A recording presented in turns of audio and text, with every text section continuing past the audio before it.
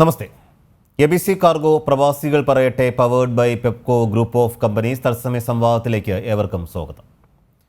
ഭാരതത്തിന് പിന്നാലെ UAEയും ആദ്യ ശ്രമത്തിൽ തന്നെ ചൊവ്വയിൽ എത്തിയിരിക്കുന്നു. അതോടെ അറബ് ലോകത്തിൻ്റെ പ്രതീക്ഷയെ ബഹിരാകാശത്തോളം ഉയർത്തിയ ഹോപ്പ് പ്രോബ് ചരിത്രത്തിൻ്റെ ഭാഗമായി. കഴിഞ്ഞ ചൊവ്വാഴ്ച UAE സമയം രാത്രി 8 മണിയോടെയാണ് ഹോപ്പ് പ്രോബ് ചൊവ്വയുടെ ഭ്രമണപഥത്തിൽ പ്രവേശിച്ചതിന് ശേഷമുള്ള ആദ്യ സിഗ്നൽ ലഭിച്ചത്. India, America, Soviet union, European ബഹിരാകാശ ഏജൻസി എന്നിവയ്ക്ക് പിന്നാലെ ഈ ചരിത്ര നേട്ടം കൈവരിക്കുന്ന 5ാമത്തെ രാജ്യമാണ് UAE.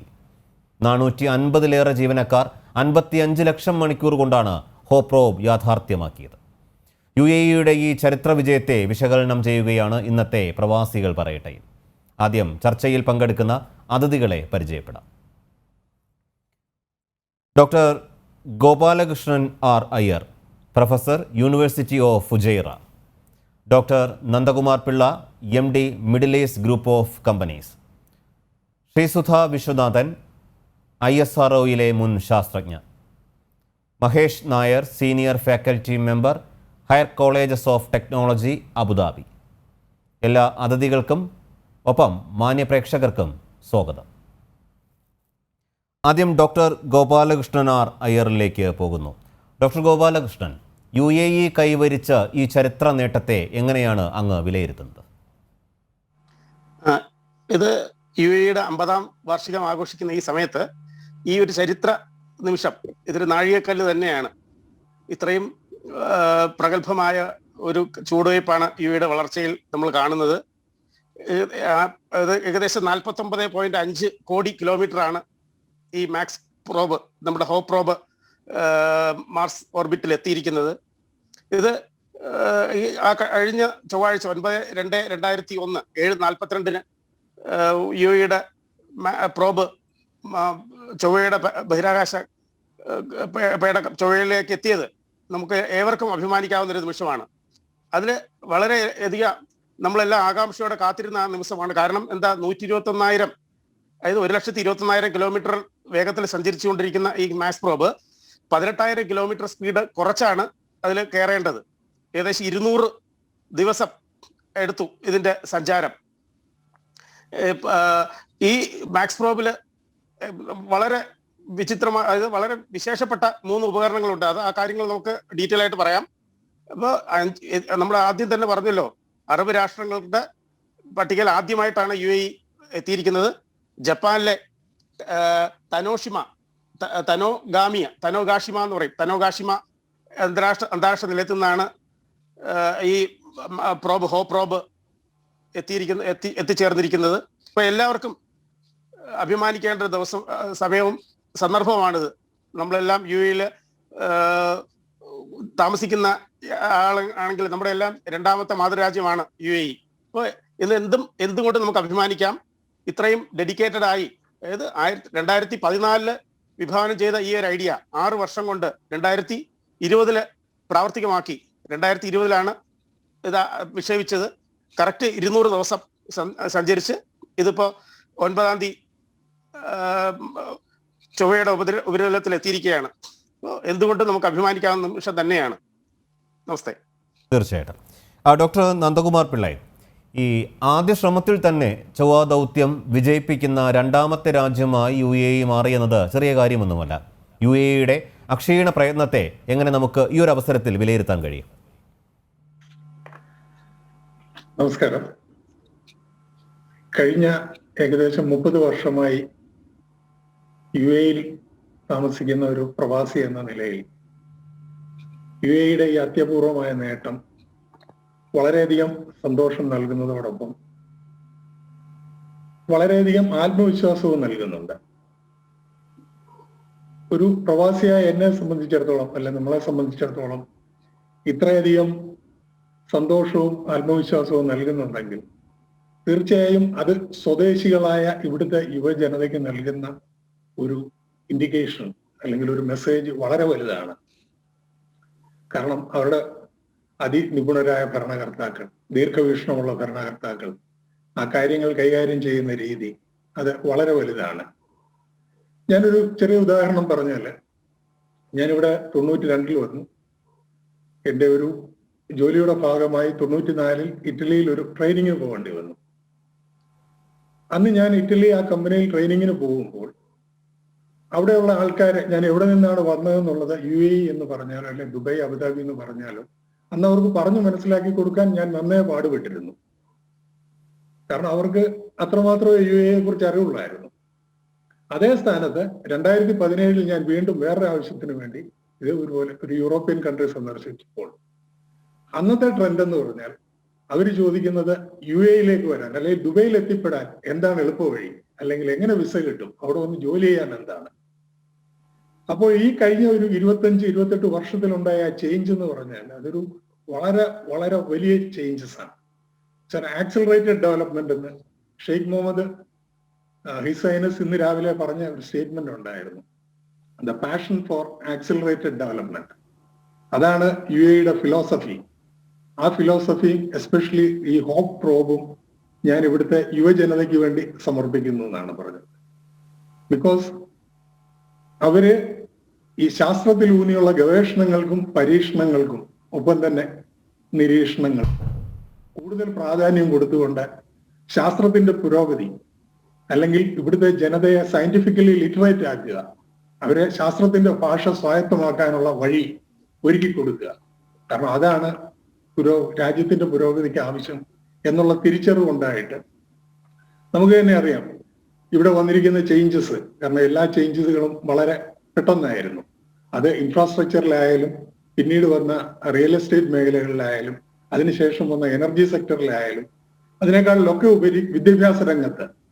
ഒരുപക്ഷെ ഞാൻ നേരത്തെ പറഞ്ഞതുപോലെ 90കളുടെ ആദ്യമോ അല്ലെങ്കിൽ 90കളുടെ ഒടുവിൽ പോലും UAE പഠിക്കുന്ന ഒരു ഇന്ത്യൻ, ഒരു എക്സ്പാറ്റിന് അല്ലെങ്കിൽ പ്രവാസി എന്ന നിലയിൽ ഇവിടെ നിന്നും ഒന്നുകിൽ ഇന്ത്യയിലേക്ക് അല്ല മറ്റേതെങ്കിലും രാജ്യത്തിലേക്ക് 10ാം ക്ലാസ് കഴിഞ്ഞാലോ 12ാം ക്ലാസ് കഴിഞ്ഞാലോ പോകേണ്ട ഒരു അവസ്ഥയായിരുന്നു.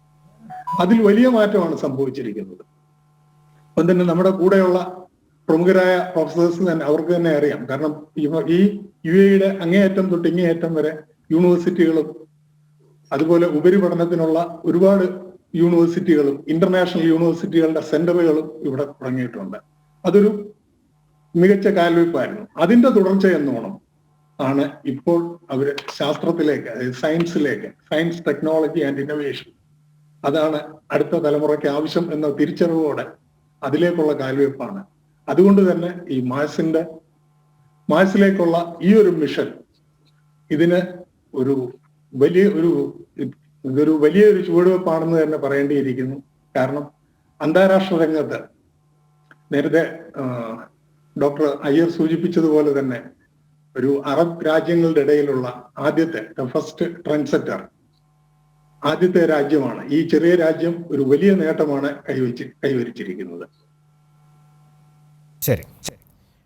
ശ്രീമതി ശ്രീസുധ വിശ്വനാഥൻ, നമുക്കറിയാം UAE എന്ന ഒരു ഗൾഫ് രാഷ്ട്രത്തെ സംബന്ധിച്ചോളം ഇത്തരത്തിലുള്ള ഒരു ദൗത്യം വിജയകരമായി പരീക്ഷിക്കുക എന്നുള്ളത് തീർച്ചയായിട്ടും ഒരു വലിയ കാര്യം തന്നെയാണ്. കാരണം ഒരു ഗൾഫ് രാജ്യം ഈ ഒരു മേഖലയിലേക്ക് കടന്നു വരികയാണ്.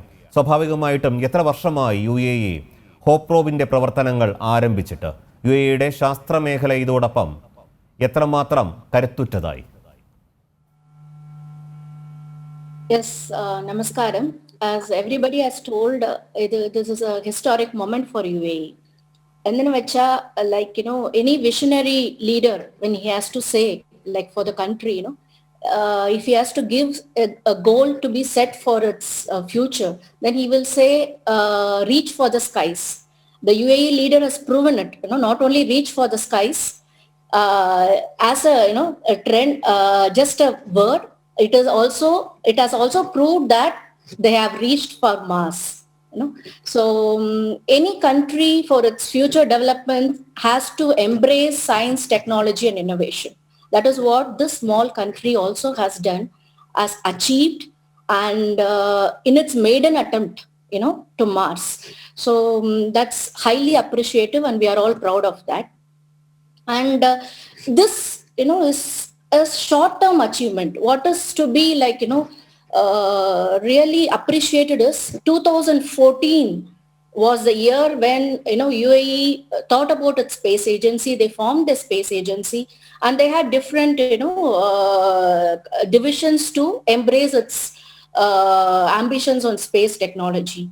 And I think the first thing that was a trendsetter was during September 2019, when Hassa Al-Mansouri, the Emirati astronaut, reached the International Space Station. And coming to this HOPES probe, which now the whole world is talking about, this mission was around 2014 again when they started discussing about this. Within 6 years, a team of 200, Emirati scientists, and it is about, hours of learning as well as implementation and achievement of success in its maiden attempt. So it is not something just like that they, wrote a theory about or something like that. The probe, as Dr. Gopalakrishnan Iyer had mentioned, it has traveled 495,000 kilometers, which is 49 crore kilometers, for about 200 days. And Mars, venturing into a Mars mission is not so easy. That everybody knows, and the history has shown that it is 50%, success. So with all this, what is happening? Why is Mars becoming so interesting? And why is Mars mission essential for a country like UAE, which is a trendsetter for, his youngsters? It's because even if you see Elon Musk of SpaceX or any other NASA mission or European Space Agency, everybody are observing Mars, trying to study Mars for two reasons. One is, what is about the history of Mars? There is we can say there is a geological evidence that 3.5 billion years ago, life existed on Mars. It was some planet that was similar to Earth. It was a habitable planet. And now it is a dry, cold desert. It's totally lost its greenery. But still, we understand that there is a thin atmosphere. And there are clues for possibilities of life. There is water, which is very, very essential for life.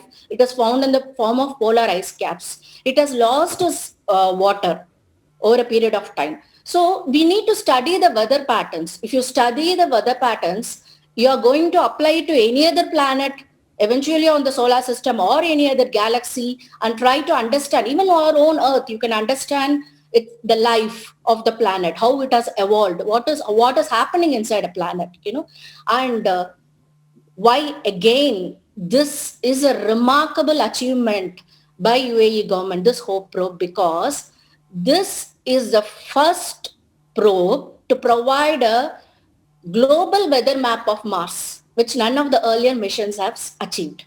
So you are going to get day and night data of the weather situation of the map, and it is positioned in a unique elliptical orbit such that it can provide a complete portrait of the Martian atmosphere. That's something amazing. In the first attempt, trying to do a global weather map of the Martian atmosphere. And it is a complicated mission, as I have told you, because as Sir had mentioned, it has been traveling with 121,000 kilometers per hour, which has reduced the speed in 27 minutes down to 18,000 around, by losing 50% of its fuel. It had carried 800 kgs of fuel and it has lost 50% of the fuel. It has reached there, and then again, it is autonomous. Why? Because there is a 11 minutes delay for any signal that has to reach the planet Earth because of the distance. And then there was an occultation period, like an eclipse, that is for around 15 to 20 minutes. So the probe goes behind, it hides behind. So again, altogether, there was a 30 minutes anxious moment. The whole of UAE was waiting for, until.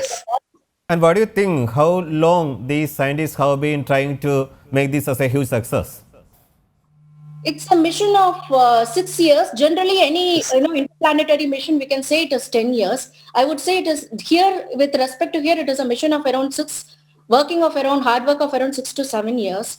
But the amount of work, the amount of hard work, the amount of studies, the amount of simulation that has been done to make this probe successful is just phenomenal.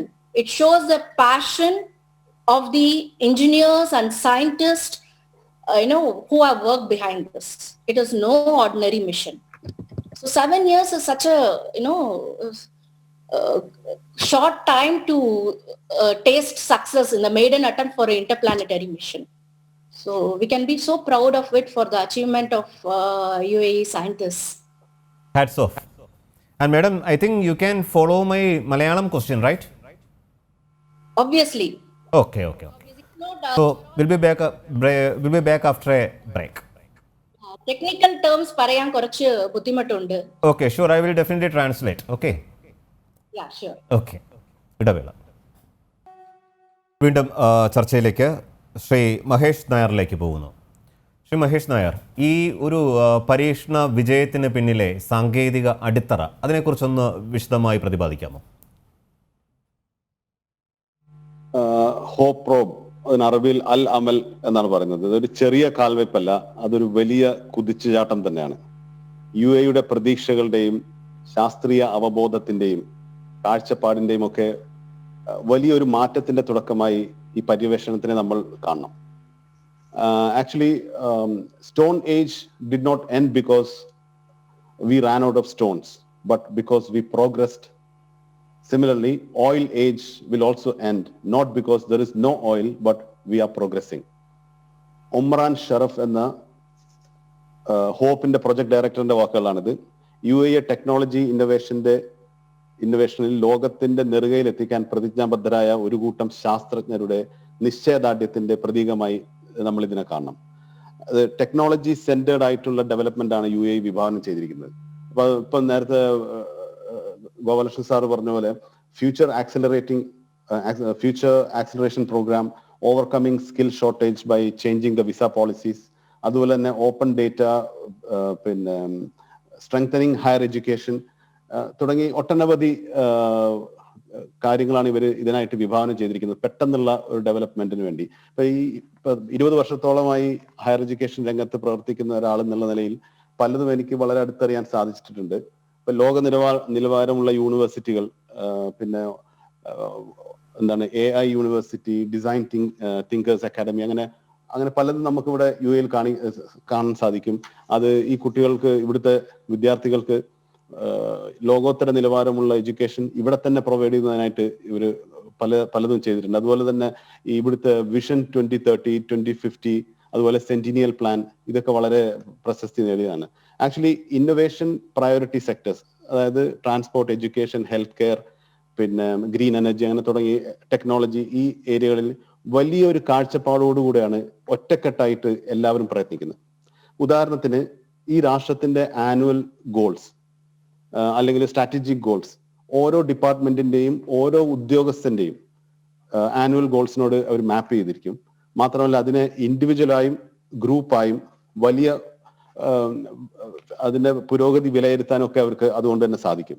പിന്നെ പുരാതന കാലത്ത് നമ്മൾ പ്രത്യേകം ഓർക്കേണ്ട ഒരു കാര്യം ഇതാണ്. പുരാതന കാലത്ത് അറേബ്യയുടെ ശാസ്ത്ര സാങ്കേതിക സംഭാവനകളുടെയും പ്രതാപകാലത്തിലേക്ക്, ഈ അന്നത്തെ ഗോൾഡൻ ഏജ് എന്നാണ് അതിനറിയപ്പെട്ടിരുന്നത്, അതിലേക്ക് ഈ ഹോപ്പ് പ്രോബിനെ, ഇന്നത്തെ ജനതയെ അതിലും മഹത്തരമായ ഒരു കാലഘട്ടത്തിലേക്ക് കൊണ്ടുപോകാൻ ഹോപ്പ് പ്രോബ് കൊണ്ട് സാധിക്കും. ഇപ്പം ഫോർ എക്സാമ്പിൾ നമുക്ക് അന്നത്തെ കുറെ കോൺട്രിബ്യൂഷൻസ് തരാം. അൽഖാബ്രസ്മി എന്ന വളരെ ഫേമസ് ആയ മാത്തമാറ്റീഷ്യൻ, ആൽജിബ്രയൊക്കെ സംഭാവന ചെയ്ത ആളാണ്. ഇബിൻ സീന എന്ന മെഡിക്കൽ റിസർച്ചർ ഉണ്ടായിരുന്നു. പിന്നെ ജാബർ ഇബിൻ ഹയ്യാം എന്ന ഒരു കെമിസ്റ്റ് ഉണ്ടായിരുന്നു. അങ്ങനെ പലരും ഉണ്ടായിരുന്ന ഒരു 100-ൽ പരം ആൾക്കാരുണ്ടായിരുന്ന ഒരു കൂട്ടായ ഒരു സമയമായിരുന്നു ഗോൾഡൻ ഏജ്. അതുപോലെ നമ്മൾ വേറൊരു കാര്യം ഇതുകൊണ്ടുള്ള ഉപകാരത്തിന് എന്തൊക്കെ നിലയിൽ ഇത് പ്രയോജനപ്പെടുന്നു നോക്കുമ്പോൾ, ശാസ്ത്രജ്ഞരും അധ്യാപകരും അവരുടെ സംഭാവനകളും ആശയങ്ങളും ഒക്കെ വളർന്നു വരുന്ന തലമുറയെ വളരെയധികം ഇൻഫ്ലുവൻസ് ചെയ്യും. അവയുടെ ഡ്രീംസിനെ വാർത്തെടുക്കുന്നതിൽ ഇത്തരം പര്യവേഷണങ്ങൾ വളരെയധികം സഹായിക്കും. For example doctor APJ Abdul കലാമിനെ പോലെയുള്ളവർ ഇന്നത്തെ ഇന്ത്യൻ ജനതയുടെ, ഇന്ത്യൻ യുവത്വത്തിന്റെ ഒരു മാനസ ഗുരുവായി അദ്ദേഹത്തിനെ കാണുകയാണ്. അദ്ദേഹം ഇപ്പോഴും ജീവിച്ചിരിക്കുന്നില്ല എങ്കിൽ തന്നെയും അദ്ദേഹത്തിന്റെ വാക്കുകൾ ഉൾക്കൊണ്ടുകൊണ്ട് അവർ അപ്പൊ ഇത്തരണത്തിൽ നമ്മളുടെ വേറൊരു ഉദാഹരണമായി കൊളംബിയ സ്പേസ് ഷട്ടിലിൽ പിന്നെ കൽപ്പന ചൗള 2003 പിന്നെ അവരുടെ രണ്ടാമത്തെ പര്യവേഷണ ബഹിരാകാശ യാത്രയ്ക്ക് പോകുമ്പോൾ അവർ പഠിച്ചിരുന്നത് ഹരിയാനയിലെ കർണാൽ എന്ന സ്ഥലത്തുള്ള ഒരു പിന്നെ ടാഗോർ ബാൽനികേതൻ എന്ന സ്കൂളിലായിരുന്നു. അവിടുത്തെ ടീച്ചേഴ്സ് അവർക്ക് കൊടുത്തിരുന്ന ഒരു തൂവാൽ അവരെ ഒരു കയ്യിൽ കരുതിയിരുന്നു. തന്റെ ചിന്തകളെ വാനോളം പറത്താൻ പ്രേരിപ്പിച്ച, പഠിപ്പിച്ച ആ ടീച്ചേഴ്സിനോടുള്ള ആദരവായിട്ടായിരുന്നു അവർ കൂടെ കൊണ്ടുപോയിരുന്നത്. ഇപ്പൊ റീ എൻട്രിയിൽ ഉണ്ടായ ഒരു പിഴവ് കാരണം അത് അവരുടെ അവസാനത്തെ യാത്രയായി മാറിയപ്പോൾ ആ ടീച്ചേഴ്സ് അവരെ കുറിച്ച് ഓർമ്മിച്ചത് ഇങ്ങനെയാണ്: Kalpana always said she wanted to reach the stars, she went there and beyond. അതുപോലെ കുരുന്ന് മനസ്സുകളെ, പുതിയ തലമുറയെ ഇത്തരം പര്യവേഷണങ്ങൾക്ക്, ശാസ്ത്രത്തിനോടും ഇന്നോവേഷനോടും ഒക്കെ ആകർഷിക്കാനുള്ള കഴിവ് വളരെ കൂടുതലാണ്. അതുകൊണ്ട് ഹോപ്പ് പ്രോബ് കൊണ്ടുണ്ടാവുന്ന നേട്ടങ്ങൾ വളരെയധികം ദൂരവ്യാപകമാണ് എന്നാണ് ഞാൻ പറയാൻ ഉദ്ദേശിക്കുന്നത്. Thank you. ഓക്കെ, സ്വാഭാവികമായിട്ടും താങ്കൾ ഈ ഒരു ഫാക്കൽറ്റിയിൽ എൻഗേജായി നിൽക്കുന്നത് കൊണ്ട് തന്നെ ചോദിക്കുന്നത്, എത്രമാത്രം ഈ ഒരു ടെക്നോളജി ആയിട്ട് നിൽക്കുന്ന സ്റ്റുഡൻസിനെ സംബന്ധിച്ചിടത്തോളം ഇത് എത്രമാത്രം ഒരു പോസിറ്റീവ് വൈബ്രേഷൻ ആയിരിക്കും നൽകുന്നത്? തീർച്ചയായും ഇതിന്റെ ഓരോ സ്റ്റേജിലും ഇതിന്റെ പല പല ഡെവലപ്മെന്റ്സ് ഞങ്ങളുടെ എല്ലാ കോളേജുകളിലും യൂണിവേഴ്സിറ്റികളിലുള്ള റിസർച്ച് ഗ്രൂപ്പുകൾക്ക് ഇവരത് ഷെയർ ചെയ്തിരുന്നു. പിന്നെ പലരും ഡയറക്റ്റ് ആയിട്ടും ഇൻഡയറക്റ്റ് ആയിട്ടും ചെറിയ തോതിൽ ഞങ്ങളുടെ ഒക്കെ സംഭാവനകൾ, സ്റ്റുഡൻസിന്റെ ഒക്കെ സംഭാവനകൾ ഇതിന് ഉണ്ടായിട്ടുണ്ട്. ഇതൊരു ആവേശത്തോടു കൂടിയാണ് ഞാൻ പഠിപ്പിക്കുന്നത് മുഴുവൻ ഈ നാട്ടിലെ വിദ്യാർത്ഥികളുള്ള കോളേജാണ്. 100% ലോക്കൽസ് പഠിക്കുന്ന കോളേജുകളിലാണ്. അപ്പൊ ഇവരൊക്കെ ഒരു വളരെ വലിയൊരു ആവേശത്തോടു കൂടിയാണ് ഇതിനെ കാണുന്നത്. അപ്പൊ ഇവര് ഇത്തരം കോൺഫിഡൻസ് ഈ സ്റ്റുഡൻസിന് വന്നു കഴിഞ്ഞാൽ ദേ ക്യാൻ മേക്ക് മാജിക്സ്. അപ്പൊ അവര് എവിടെ വേണമെങ്കിലും എത്രമാത്രം ഉയരങ്ങളിലേക്ക് അവർക്ക് എത്തിപ്പെടാൻ ഇത് വളരെയധികം പ്രചോദനമാവുന്നുള്ളതിന് എനിക്ക് യാതൊരു സംശയമില്ല. Okay, thank you. തിരിച്ചു വരാം ഒരു ഇടവേളയ്ക്ക് ശേഷം.